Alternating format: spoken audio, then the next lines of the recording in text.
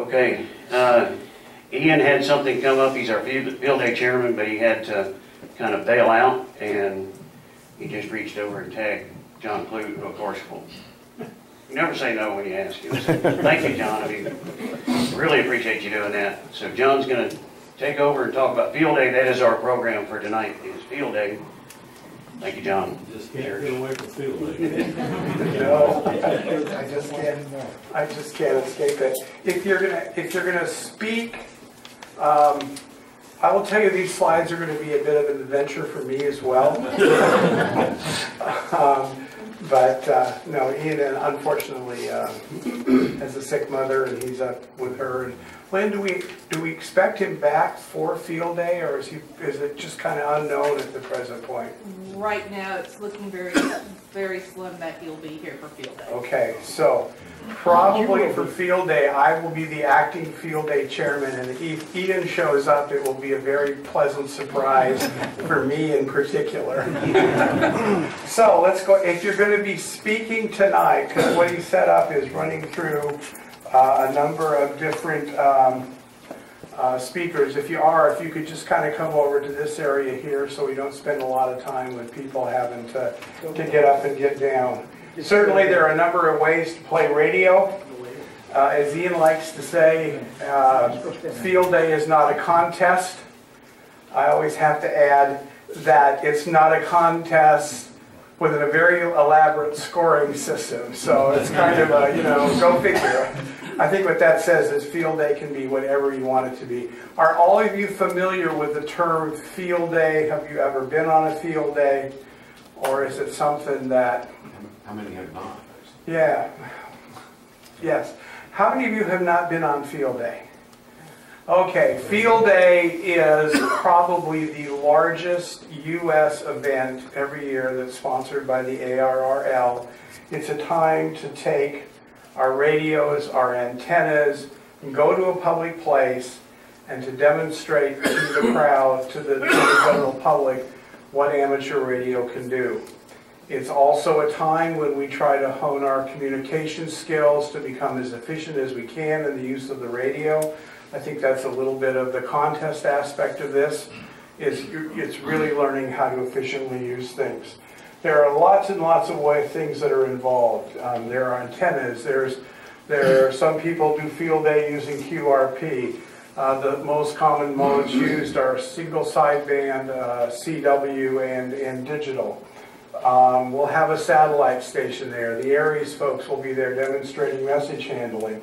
It certainly is a time to enjoy visiting with each other. I think there's a slide a little further down. It's great to visit with each other, but please don't do it 2 feet behind someone who's trying to operate, particularly for the CW operators, if they're trying to dig a weak signal out. To have a lot of folks visiting behind them can become very disconcerting. It is an opportunity to practice some contesting skills. There's lots of ways to have fun at field day, and some people think that the way to have fun is to see how many contacts you can make in the shortest time possible. Rag chewing, just visiting with folks, not too much of that goes on during field day because most folks are trying to move them through, but nonetheless, those are all different ways to play radio. Next slide. Okay, there are a number of activities that need to happen, and I can't stress the first one enough. It's probably the least glamorous, but one of the most important, and that's setting it up and taking it down. We will be having field day at, I can never remember the new name for it. Groveway Park.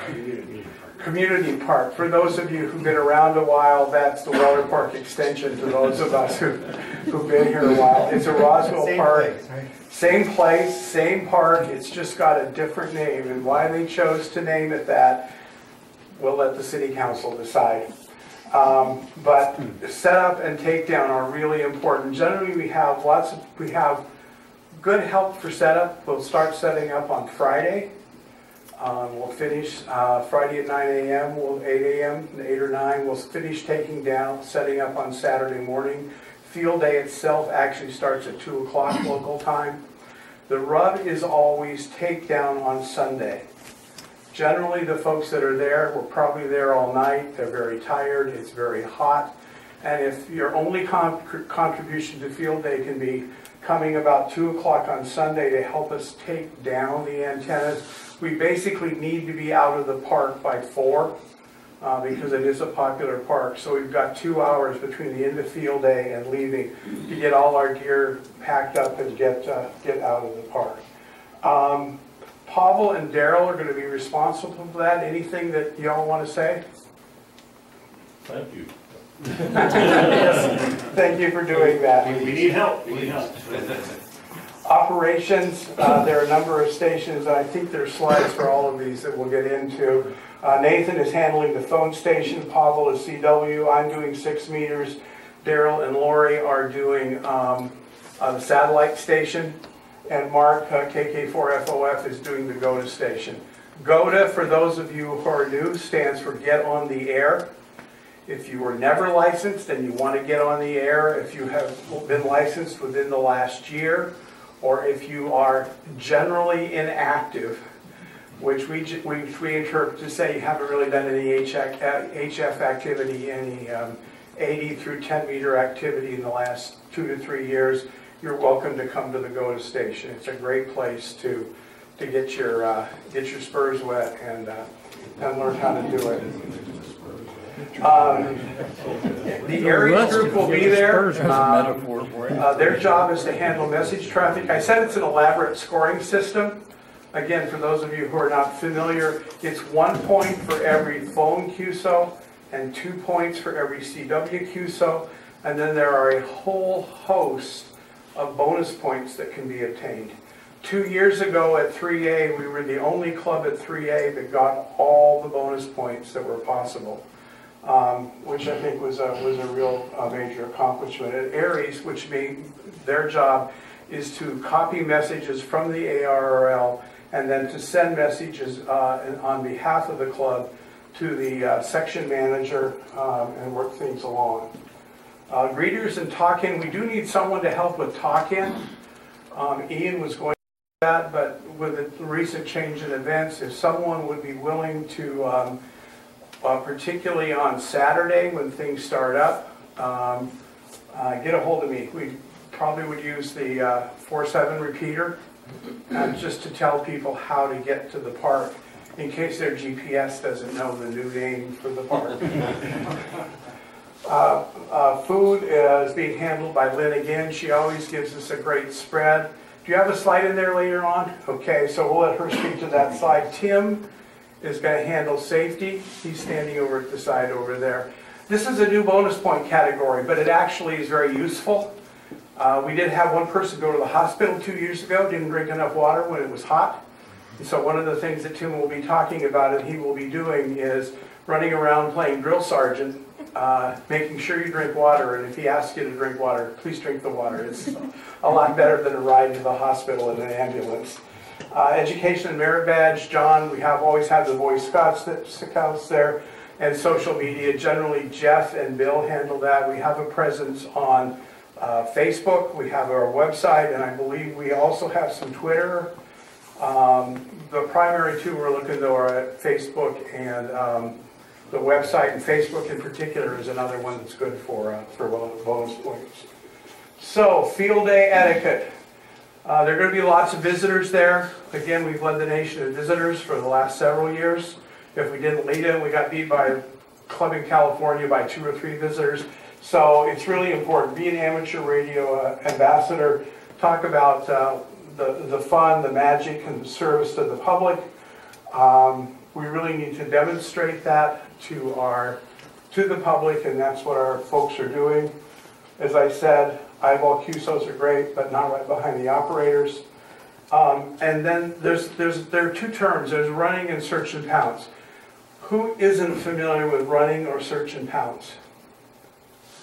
Running, just to refresh everyone's memory, is to get a frequency and hold it and have the other stations come to you. It is by far the most efficient way to get lots and lots of contacts. Search and pounce means you kind of tune up and down the dial, listening for another station to talk to. and then you go back to them at the point where they're calling CQ. Some of us feel it works best if you run, but if you're not comfortable with that, there will be someone there to help you learn. And if you want to search and pounce, that's okay too. If you are going to search and pounce, I would say pounce quick. You know, when I do search and pounce, generally it's looking for multipliers. Although there's two ways in most contests. QSOs is just the number of people you talk to, and then multipliers are like the number of states or sections that you talk to. There are no multipliers in field day. Nonetheless, generally if I'm searching and pouncing, I'll call them twice, and if they don't come back to me, I'm on to the next search and pounce, because it's just not efficient to spend a half an hour sitting there trying to work one station. Unless it's North Korea. Well, unless it's North Korea. And of course, unless you're running 10 kilowatts into 5 beams stacked, you're probably going to get trumped on immediately. We do have a sign-in ad. Everybody please sign in. Pavel can talk about that a little bit. It's a new one. This is an opportunity, number one, that's how we document who all has been there, and number two, it's an opportunity for us to get a hold of some people who may demonstrate some issue or some interest. We do have a Facebook page. Real-time posts are encouraged, pictures of things. Again, there are some bonus points here. The way bonus points works is kind of interesting. The QSOs are the QSOs. You just count them up, phone and CW, and you turn it in and know that there's no log checking. Bonus points are a different issue. You apply for the bonus points, and then you have to supply documentation, and then the ARRL decides if you have enough documentation to justify awarding you the bonus points. So certainly updated Facebooks or tweets are ways to do that, and you can see some examples here of how to do that. Okay, so here's what it looks like. This is the parking lot. This is the parking lot. This is north, correct? Yeah. This is the pavilion. This is where the picnic will be. And also it's where the GOTA station is located.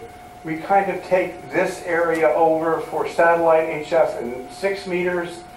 The Aries trailers are down this edge of the parking lot, and the CW will be over here. Unfortunately, for the last several years, we've had an air-conditioned trailer for the CW operators. That trailer got involved in an accident and will not be available. So with us peasants working phone, CW is going to be in a tent as well. We're sorry about that, but That's not funny. it's the best we can do. We generally park the generator right here. As far as generators go, we borrow from the Forelanders, which is a VHF contest group, a diesel-powered 15 kilowatt generator, which is really nice because we just started at the start of the contest, and 24 hours later we turn it off, and there's no fiddling around with having to gas it in the middle of the night and all those types of things. The CW trailer is far enough the way they will have their own generator, as will GOTA, and some of the Aries folks may have a small generator, but the main stations are powered with the 15 kW generator. Call signs. GOTA. Actually, we're going to use, I believe, NF4GA, or I don't know which one we're going to use for GOTA. It's been back and forth. K4JJ is much easier to say. Generally, in the past, we've used NF4GA. Those are the two club signs for GOTA.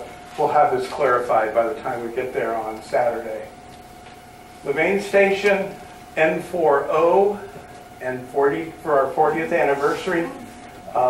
So that will be the call sign that all the main stations are. Phone swing station. Nathan, as I said, is the band captain. Unfortunately, he can't be here for tonight.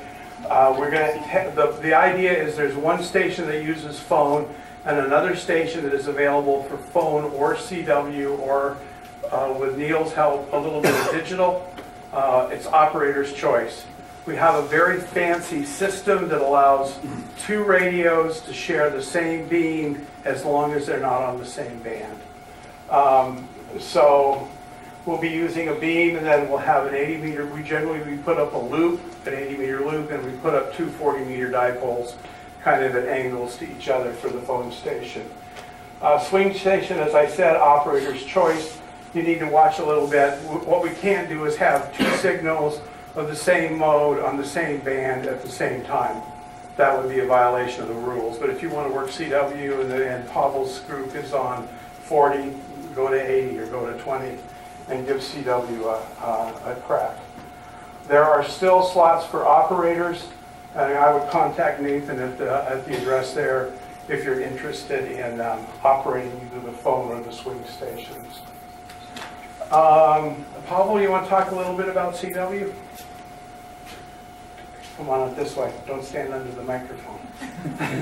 Steve will, under the speakers. No, you're right under. Come this way. For the screen, a little more. Okay. Lower. Okay, so I'm going to be the CW station captain. We're going to use Kludt TS490. We're going to use Kent keyer, so I will provide the key and the paddle and the keyer. And of course, we're going to use N1MM Logger Plus program to log our contacts. And on the next slide, so we have the schedule. Actually, these 2 slots are also taken already. So we have 4 2-hour slots available. And just to avoid any confusion, these times are local time. So that means 2 p.m. local time, okay, until 2 p.m. Sunday. So if you are willing to be CW operator, please contact me, ac4pa@arl.net, and let me know if you want to participate.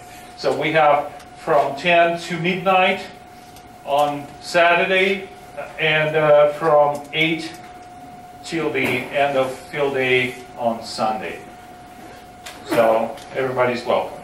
Thank you. Okay, next slide. Oh, this is me. With 6 meters open, you can work it with anything, and when it's closed, the kilowatt and stacked beams can't force it open. I just lived through this two weekends ago at the June VHF contest. Saturday was absolutely dead. We were running 1.5 kilowatts into stacked beams, and we talked to a few people right around Maggie Valley, which is where we were up in North Carolina. Sunday, about 1 o'clock in the afternoon, I started noticing some calls from FM 41 from New England. And it was time for a shift change. The next operator came on, and he proceeded to work 600 stations and 120 grids in the next several hours. At one point, his rate meter, for those of you who like to keep track of that, was clicking along at about 247 Qs an hour. In the VHF context, the exchange is real short. Their call sign and their grid, that's it. So you can really start packing them in. We did that, interestingly enough, a lot of it we did using the loops.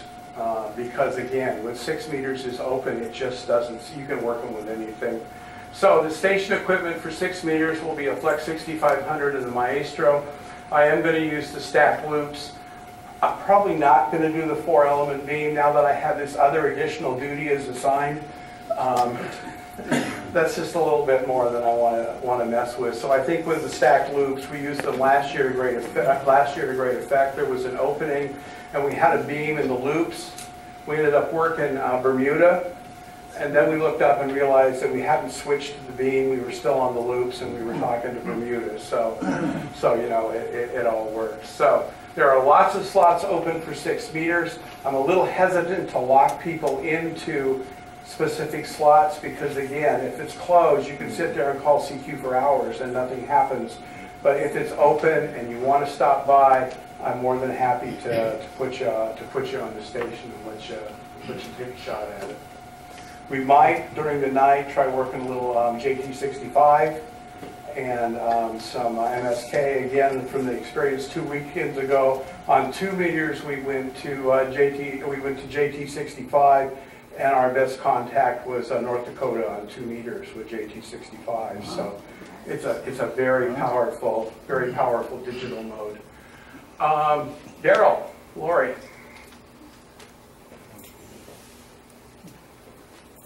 Thank you, John. Okay, so satellite station, anybody that was there last year may see the same thing this year.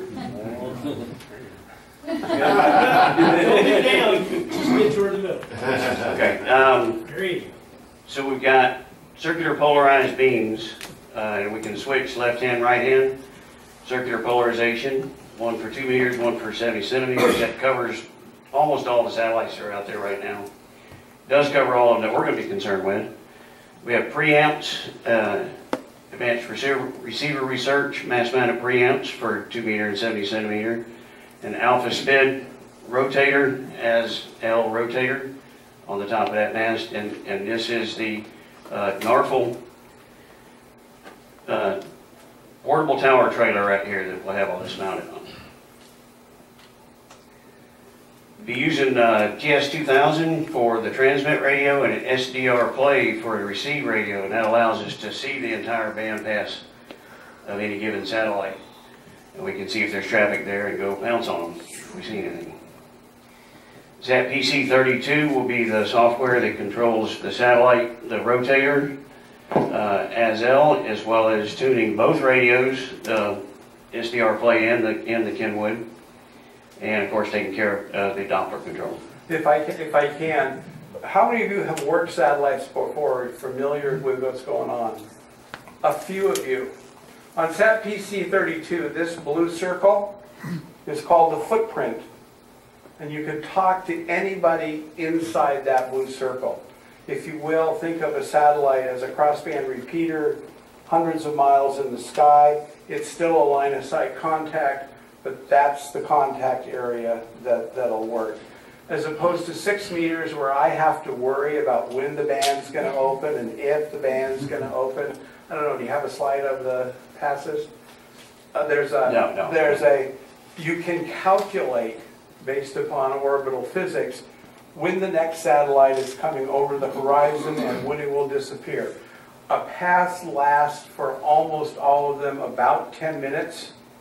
So propagation on the satellites is a mathematically known thing, and we'll have a posting out there when the next pass comes up if you want to observe or be part of that activity.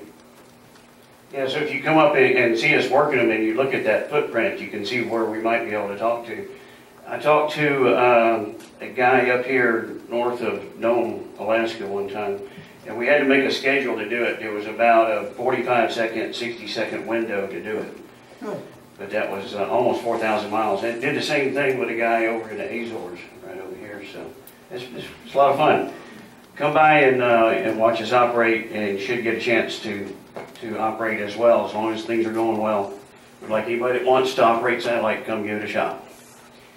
So using HD SDR with the SDR play as a receiver, then that's actually an AO85 signal, an FM signal we're looking at right there. But on sideband, you can move it around and actually tune. The Kenwood will follow it using ZAP-PC32. So you can see a signal, just go over here and click on it and start working the guy. This is really pretty cool. There's a process there are two kinds of satellites. FM satellites, which are basically like a standard FM repeater, one signal at a time. And then the other type of satellite are linear transponders. They're 20 kilohertz to 100 kilohertz wide. You can have multiple signals at the same time. The first thing you have to do is you have to get your uplink correlated with the downlink. It's called finding yourself. Remember when we did that in college? Well, this is finally. And the challenge, where this makes it so nice is you'll hear some people just sending dits, and if you watch on the SDR, they're just wandering all over the screen. With this approach, you can see where you are, and you can literally visually just line yourself up. It's really slick and a really great way to do it. And so most of those things we've done, and we've got them really close anyway, so we just have to adjust a little bit for each satellite that comes along. But you'll be able to see that in action as well. So mentioned the left-hand, right-hand circular polarization, and the preamps, turning those on and off. We hit all four of those things via software right there on the screens as well.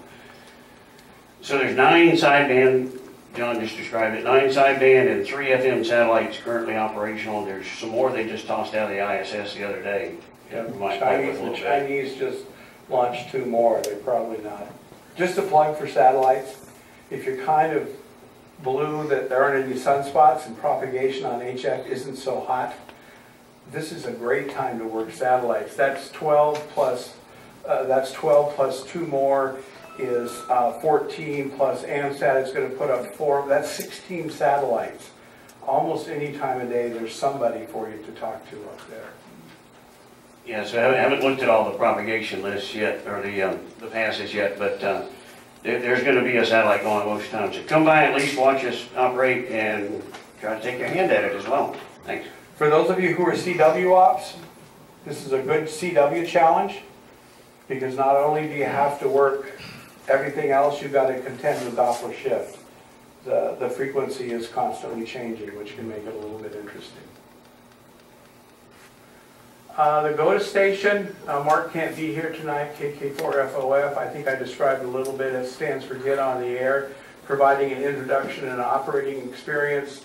Unlicensed individuals, licensed any class since the last field day, generally inactive, and we, as I said, no HF in the last 2 to 3 years. If you make 20 contacts, we have a pin we can give you. And there is a sign up for that at narfl.org, so that you don't have to stand in line. If you go to narfl.org, our website, there's a sign up sheet out there, so you can pick a time and just be available. Radio merit badge. Every year we've done a radio merit badge. There are new requirements for 2017. So far there are 30 scouts involved. John Whitland is here somewhere. John will be running that. Any club members who can help are always appreciated. One of the club members who has helped, everybody can, is Ian. With Ian out of pocket, if there are any other folks who could step up to help fill that gap, I'm sure John would appreciate it. Stop by during the course, interact particularly with the parents, because these are scouts, they bring parents.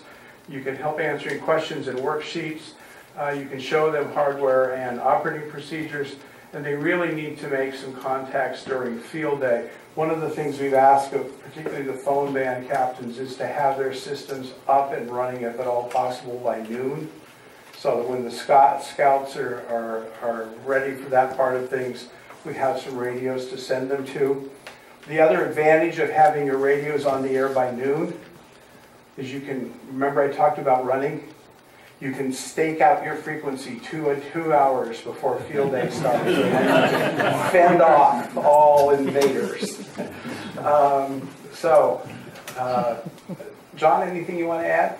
The only thing is there's a lot of parents that sit around, so it's a great opportunity to walk over and meet parents and give them some information, show them what we're doing, and hopefully they'll stick around for a little while after the merit badge is over.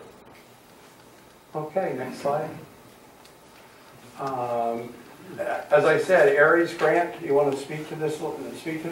Aries' task is to handle the message traffic for us, produce the documentation. One of their efforts starts this week with copying the AR bulletin. It comes out on CW, phone, and digital modes. And so one of their jobs is to copy that bulletin. But Grant, why don't you come on up and walk us through these slides. We thought we were going to have a truck a nice truck, but Sandy Springs Fire Department sold that. This way, this way, this way. Good. And CW wanted to take over that truck, I think, because it was air conditioned. But we're not going to have that. So we'll have canopies, and we'll have a setup, and as John said, we'll be copying the field day bulletin and gathering some other information, greeting and meeting people, and then we will pass that traffic along to the section manager. Any questions? Next slide. Sorry, you got your slide. Okay. That's just that's from 2014. Stuart was doing some digital work there. You can also see his solar controller there. We also have some solar photovoltaic panels. Next slide.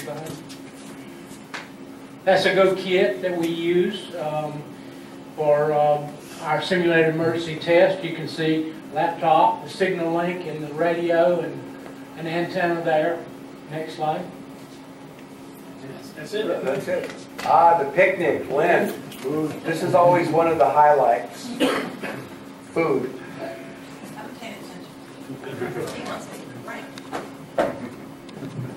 Hi. So I have 62 folks who have told me they are attending.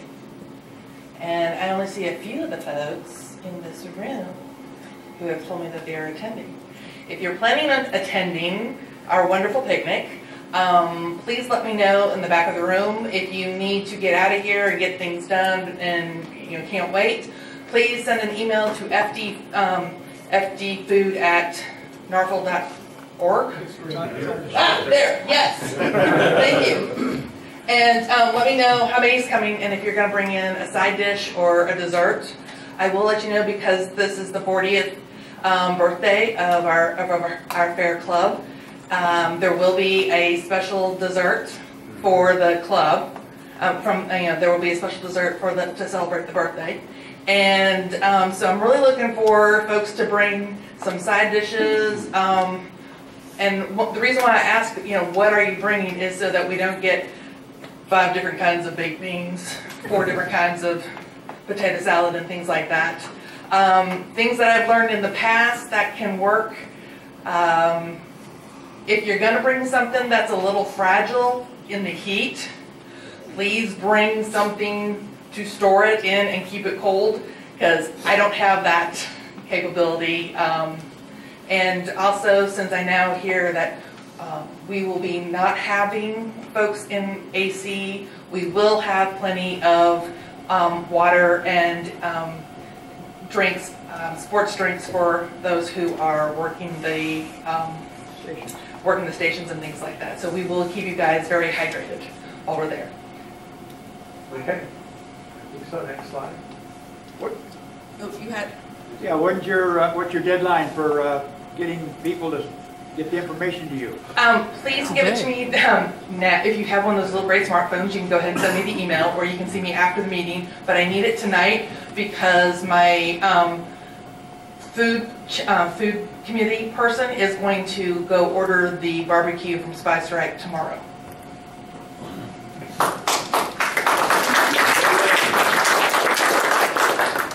Okay, Tim is going to talk a little bit about safety. As I said, this is a new category. It isn't just an automatic. There actually is a checklist that needs to be completed. And I would say the things on the checklist are there because they need to be there. They really are. This really is an important part of safety. Tim? Good evening, everybody. I just want to kind of go over this real quickly. Last year was the first year that we had safety as part of an official part of the field day activities. Just a quick picture of us doing a pre-antenna installation safety briefing, just to kind of remind everybody what the issues are, where people get hurt, and just kind of that one last reminder to be safe. We want everybody to go home with all their fingers and toes and everything intact. So there are 2 reasons that we do safety committee or the safety team. There's 2 reasons. One is because we get bonus points for it. And the second one is just because it's just a darn good idea, right? we don't want to have anybody get hurt. So in the rules this year, I'm just going to read you this one paragraph really quickly from what the rules of the contest are. It's a safety officer bonus, 100-point bonus may be earned by having a person serving as the safety officer for those groups setting up Class A stations. This person must verify that all safety concerns on the safety checklist have been adequately met. This is an active bonus, not designating someone as a safety officer does not automatically earn this bonus. A statement verifying the completion of the safety checklist must include in the supporting documentation sent to ARRL headquarters in order to claim the bonus. So we have to prove that we did all this stuff. So their checklist is one page. It's short, but of course at the bottom they say, and other things as appropriate, right? So things like a qualified designated person was on site for the duration of the event. And as John mentioned earlier, that's 2 o'clock Saturday to 2 o'clock Sunday, plus antenna installations on Friday. So we've got quite a bit of time to cover. Things that we're going to be looking for. Obviously hydration, we mentioned that a few times last year. For those of you that were at field day, it was extremely hot, very hot. And we really lucked out and had almost 0 injuries. We had nobody from heat-related things. We had a couple of bee stings on some of the youngsters that we dealt with. But other than that, it was a pretty uneventful event, and that's the way we like to have it. This is one of the reasons, if you look at these two, why we need more people there. Because if we're really following, and we need to be following work-rest cycles, the work needs to go on continuously, but the same people can't be working and resting at the same time. So the more the merrier for setup and takedown. Correct. So some of the things that ARRL thinks are very important, generators turned off for fueling. Now that sounds easy, but the reason we're using generators is why? Because we get extra points for being a non-AC, not a line coming up. Instead of just plugging into the wall and saying we'll just run everything that way, we get extra points for being an alternate energy source. It's important to Tim, it's important to me, and if you're Ian here, it would be important to Ian that we follow this. Every year we have somebody say, oh, I can fuel my gas generator while it's running, nothing's going to happen. This is one of those events that maybe you'll get away with it, but if you don't, it's a real mess. So I'm going to be asking Tim and the other folks, the other band captains, if you're fueling your generator, turn it off. It doesn't take that long for a Honda 1K or 2K to dump some gas in it. You're not going to miss that many points. Right, so you just schedule it. You just kind of know, you should know how long your generator will run, and we'll just plan to shut down, refuel it. And that also includes storing the fuel. It means you got to have a gas can there with fuel in it, and that means we have to store that properly. We just don't want to leave it sitting out in the sun until we need it to dump in the generator. So just a couple other quick points that ARRL's looking for. Fire extinguisher, first aid kits on hand, first aid CPR AED trained participants. So a couple of weeks ago, Tony Fuller did a great job on a first aid class for a number of us just to get everybody back current on CPR, first aid, and AEDs in case we ever need that. Safety person needs to have access to the National Weather Service alerts just to monitor inclement weather. Things like tent stakes need to be properly installed and marked so that so people aren't tripping over things. Guy wires are marked or somehow identified so you don't go walking into that. Other things, the safety person is the point of contact for emergency services should we need to contact police or fire. The stations are all grounded properly. Let's see, and basically we're trying to minimize risks and control hazards, not only for ourselves, but for the general public, since we're inviting non-hams and people that are not familiar with antennas and guy wires and ground rods and all that stuff. So that's kind of what we're doing. And in addition to trying to keep everybody hydrated and kind of keep track of everything that's going on. So if you are a person that says, yeah, I'd like to help, but I don't want to operate a station, but I want to do something else, you don't even have to have a ham radio license to do this. Please talk to me. I'll be around after the meeting. We could still use a few more folks because, again, we're going to cover about 36 hours of time so that we get that whole bonus. All right? Jim? What about lightning? How's that going to be? Well, if we get to the point where we're monitoring weather, and last year we had a brief period where we had a thing move through we get off the stations, right? We may shut down, we're gonna make a judgment call. If there is lightning or thunder, we will shut down. There's no, I don't want any question about that. Right. Again, safety first. If nothing else, I don't want my radio blown up.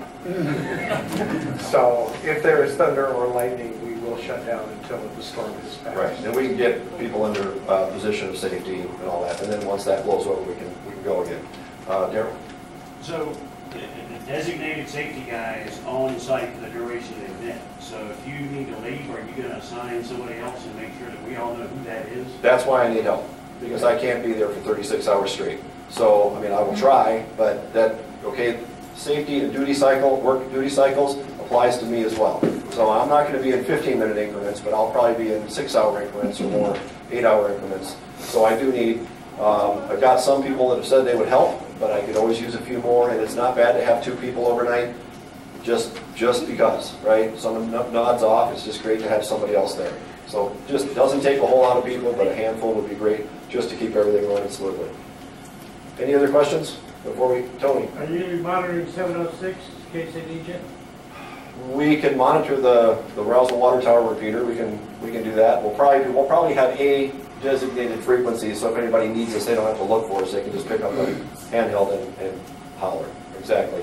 So we'll have first aid. We'll have all that kind of stuff. So I'll take that as a to-do that before field day we need to get into the hands of each of the operating positions a list of who this designated safety officer is by time and some kind of either the repeater or a local simplex frequency that we can use to contact the safety officer. Yeah, it'd probably be easier to do that than trying to figure out who. Yeah. Just call and ask for the safety officer. Okay, thank you. Thanks. Let's see what we have next here. Have fun. It is, after all, a hobby. Sometimes I find that hard to remember, but it is a hobby and it is supposed to be fun. Any questions from anybody? Yes, sir. Will we have any natural power contacts made this time? Jim, I hope you still have that solar charged battery that you usually have. I do, but no one asked about it. Well, we're asking for it. Okay. So what we usually do, there is another 100 bonus points for making some contacts, 10 contacts, by a battery that is charged by the sun, not off of mains. And what we usually do at the CW station is we hook up that battery, we drop the power down, we make the 10 contacts, we document that we've made the 10 contacts, and then we go back to business as usual. Neil. Yeah, the digital station will be as demonstration only.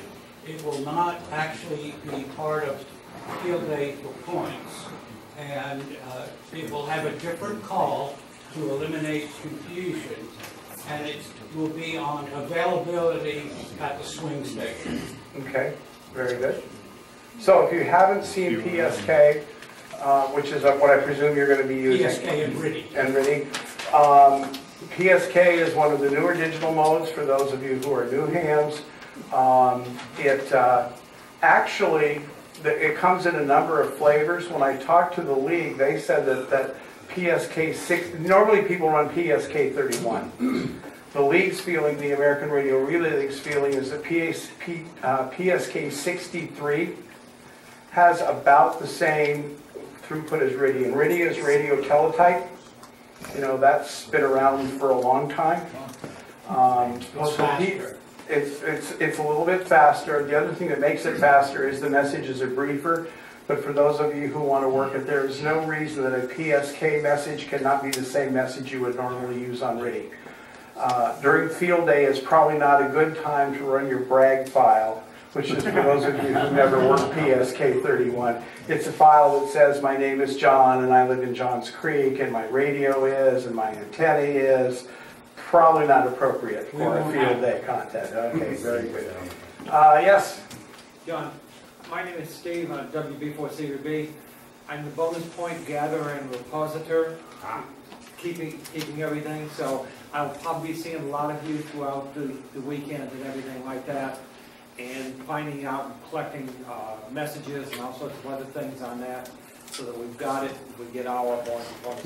Yeah, thank you, Steve. That's a really important point, because one of the things we struggled with a little bit every year is while we find them, sometimes it's like, has anybody got a picture of this, or where's the copy of that message? Because again, as I said with bonus points, we apply for them, and based upon our documentation, the ARL decides whether or not we are awarded the points. Yes? Oh, you look like you were going to say something. Okay, very good. Well, I think it's time for me to win my 50-50. Oh, Jim. It's not quite time to get my gift card. John, come over here, please. How many of you took a look at the e-news this month and noticed the article about John in there? Did you remember? Have you not seen that? Written by Wes. And it talks about John and his handling of field day, at least the last 2 years. I don't know how many. But anyway, turn around just a second, because if you look right here, it says Amateur Radio Field Day at North Fulton Amateur Radio League, first place, 3A, for the USA in 2015 and 2016. This was because John was able to herd the cats and get people to, you know, that want to have a demonstration, have a lot of fun. Those that like to make a lot of contacts, have a lot of fun, and you put them all together. And this is not a minor thing, by the way. The 3A category, and that, you can get into all that later and read it online. But the 3A category is probably the toughest category in field day. There were over 300 stations, 300 clubs entered the 3A category, and for the last 2 years, NFARL has placed #1. Now, I being a contester liking doing all that CW stuff and everything, that was a lot of fun for us, but it took a lot of people, and you can't just, we don't do it quite like where you know, some clubs, you just sort of come out on Saturday afternoon, you talk some, you get on the air a little bit, eat some barbecue, and then about time dark you go home. We try to demonstrate it as it's a real emergency, and it's going to run for 24 hours, and we need people in those chairs for all 24 hours. That's why we talk about these time slots. And that's a big factor, by the way, in being able to be #1. I have never, and I've been 58 years, never let me down, probably been to 40 to 45 field days, maybe more in that time. And I have never been with a club that even came close to being in the top, #1, let alone the top 10 in a category. Usually we were always way down there near the bottom, you know, in the bottom 3rd or 4th. And this club over the years has gotten better and better. And again, John picked it up and did a yeoman's job, because it's not easy. And it takes a lot of planning. Thanks, John. Thank you. And I guess I would just say thank you to all of you, because you made the job easy. And as Jim said, the most important factor, remember we've had these debates over the years of running versus search and pounce and all. The most important thing is a bottom in a chair in front of a radio, because if that doesn't happen, I can tell you how many contacts we'll make. 0. Which is not good. So, thank you. Thank you, John. And I got up here and talked about satellites. Maybe you thought I knew what I was talking about, but if I did, it's because of John. You guys know that. So, thank you, John. Yep. All right, so our 40th anniversary, part of the celebration is the U.S. Islands contest that we're doing, and Terry wants to talk to us for just a second about that. Thank you, Daryl. Following up on some suggestions from club members over the last few weeks, I've come up with a list of all 62 islands in Georgia. I also got a pin map back here, so if you want to participate in this, go by and pick up a list of the islands. If you'll see, most of them are on the Georgia coast, most of them are drive-on islands. We're up to, I think, 17 islands that Norfolk has been on this year already. I'd like to see about 50 islands activated, or at least for this year. At least 40. Yeah, we at least get 40, but I'm shooting for 50, 60, or 70, ever how many you can do. So if you're going out on vacation somewhere around the United States, take a look at the website and look at maybe some of the islands that you may be driving by. You can swing by and make a couple of contacts using NF4GA, that counts, and we'll get as many as we can. So drop by and get a list. I'll be back when the meeting's over.